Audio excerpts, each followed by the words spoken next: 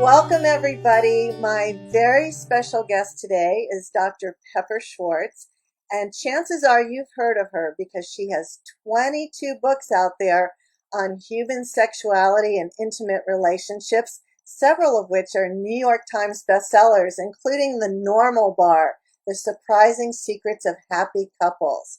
She's also the Love, Sex, and Relationship Ambassador for AARP, and she's the past president of the Society of Scientific Study of Sexuality. So today we're going to be talking about how sex can save your life and other hot topics. Welcome, Pepper. Thank you. That's quite a list. My goodness. Yeah, well, I've been following your work for as long as I can read. It seems like you've been in almost every women's magazine I've ever picked up. There was an article by you in it. So thank you for the enlightenment you've shared in my life.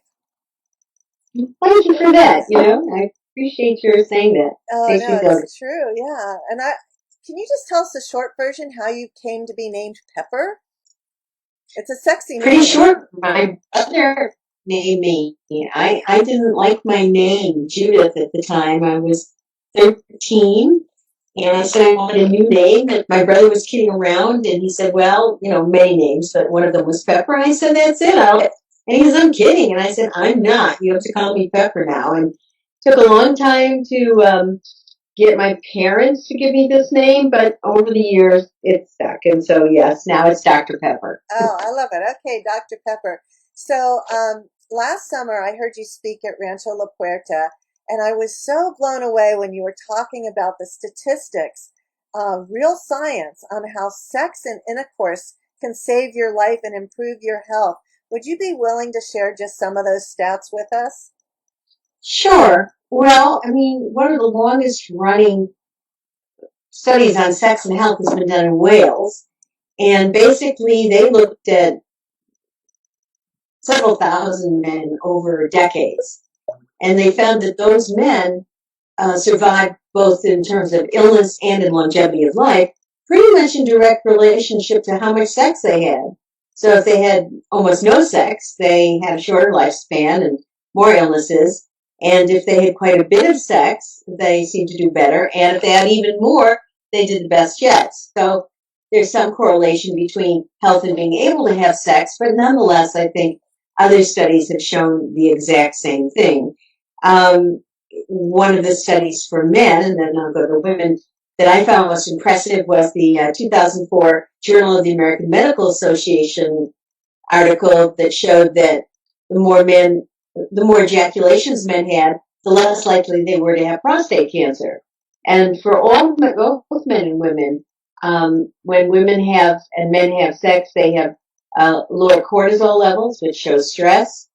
They have lower blood pressure. Sometimes even just by touching hands, any kind of skin-to-skin contact seems to calm us and make us more resilient and work better. And then I think there's been a lot of studies on women cancer patients that if they're able to keep up some kind of sexual life, they seem to have a better recovery and a quicker recovery.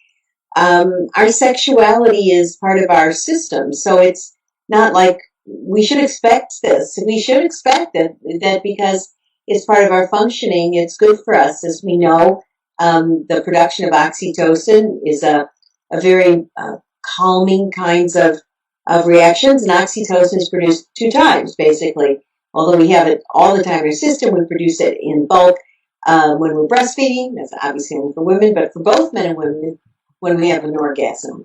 And that is called the bliss drug because it does make us feel better. And if you have stress or anxiety, things that actually can become quite punishing to your body, those kinds of body experiences are not just pleasurable, they're helpful.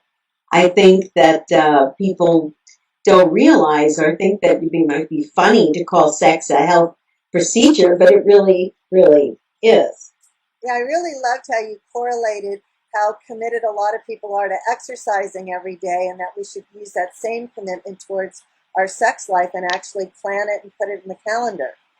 Actually, you can do both at the same time if you do Pilates, because Pilates strengthens the core and it strengthens the muscles in the pelvis and the vaginal and all those same muscles are the ones you pull up into in Pilates to stabilize the core. So I'm sure that some women are getting turned on when they do Pilates. They just don't want to admit it.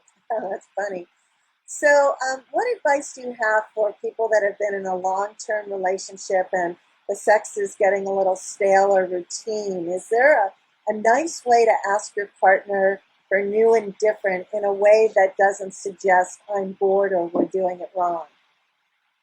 Well, I think you go for romance rather than talk about boredom. Like, let's go take a night in a nice hotel, or let's do a quickie at noon at a place downtown, or let's try a beach someplace and find a private spot. I mean, in a way, you're not saying you're bored. You're not showing dissatisfaction. You're just saying, I want to be sexy. Let's try being more.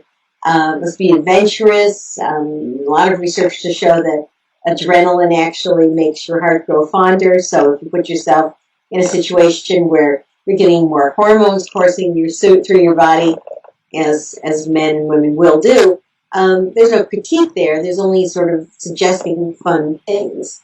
And I think that makes a difference. Even if you make love in the living room as opposed to the bedroom, it's got a little bit of a zing to it. What about when you're fighting with your spouse or there's some long-term resentment? Do you suggest having sex anyway, even if nobody wants to?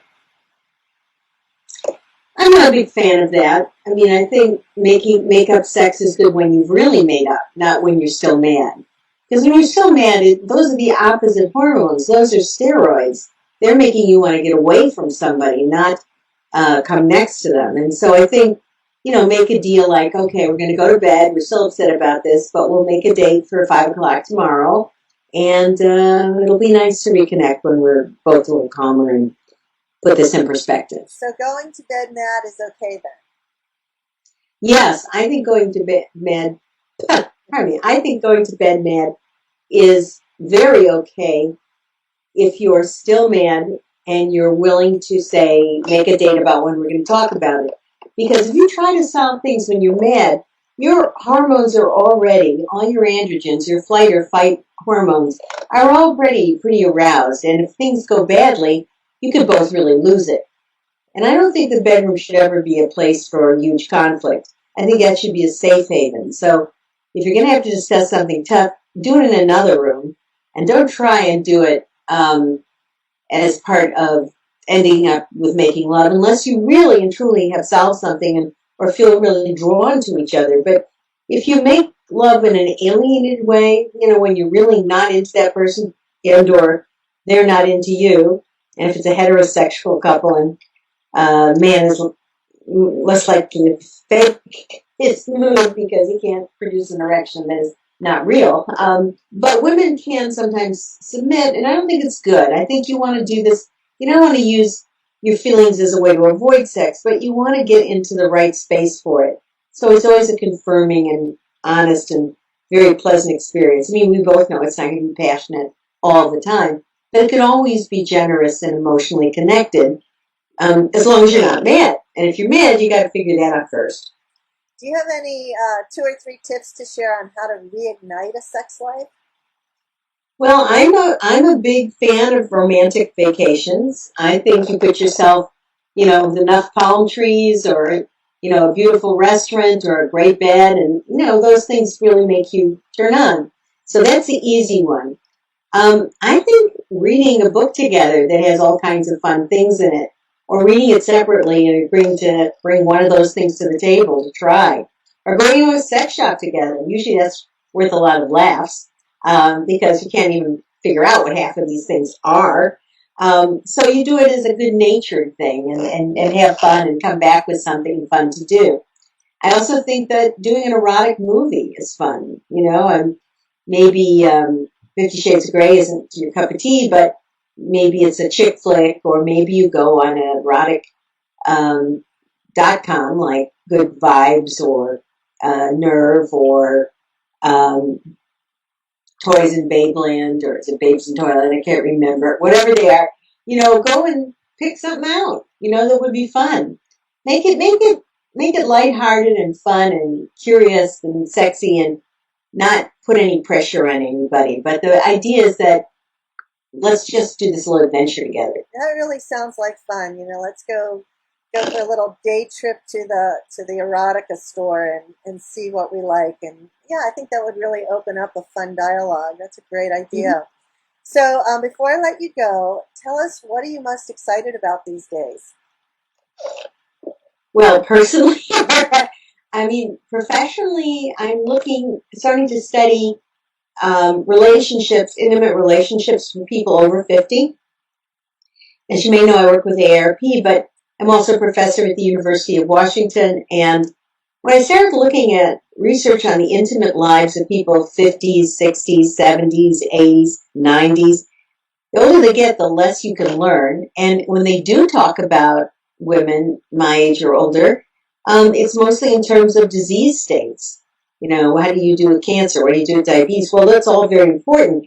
But what about just our general happiness and intimacy and seeing what kinds of things we need to make sure our relationships are supported as opposed to when they were 30 years ago? So I've been starting to do some research on that, and that's kind of fun for me. The other thing that's really fun for me is I'm on this TV show now. Which one? Married at First Sight. It's on A&E, and FYI, and it's about arranged marriages. It's a kick. Oh, good. I'll look for it. Well, thank you so much. I know how incredibly busy you are. I'm grateful for your time, and thank you for keeping the conversation of sex over 50 alive for all of us who are past 50. I really appreciate you. Thank you. Oh, you're welcome. Thank you for having me.